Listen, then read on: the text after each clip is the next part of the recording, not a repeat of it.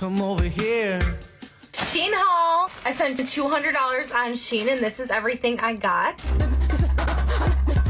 Americans want fast fashion brands for two reasons: cheap prices and quick delivery. But President Trump's tariffs might change that. Fast fashion, and we're talking about Temu, we're talking about Shein. The biggest problem is the de minimis exception is not an exception anymore. President Trump slapped a 10% tariff on all Chinese imports.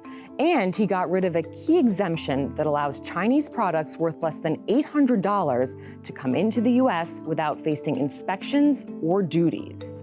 China's not paying the tariff. The importer is paying the tariff, and that invariably gets passed on to the customer in the form of a higher price. So these extremely inexpensive products are going to become potentially more expensive almost overnight. But just how much more expensive?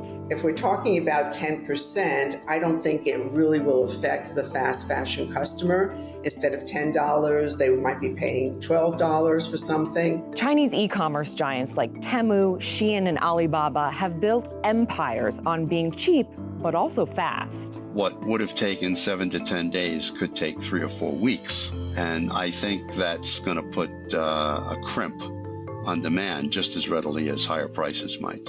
Suddenly, these goods are going to have to be stopped at a port of entry by the Customs Service and processed. This could delay deliveries by weeks. And I don't think the U.S. consumer who's interested in fast fashion is going to tolerate not only a lengthened delivery time, but an indeterminately lengthened delivery time. But with their business models threatened, Chinese fast fashion giants could just decide to eat the higher costs. Since China is a global leader in manufacturing, I don't think they're going to let this business slip away. I would expect that manufacturers and factories would negotiate where instead of the manufacturer from the U.S.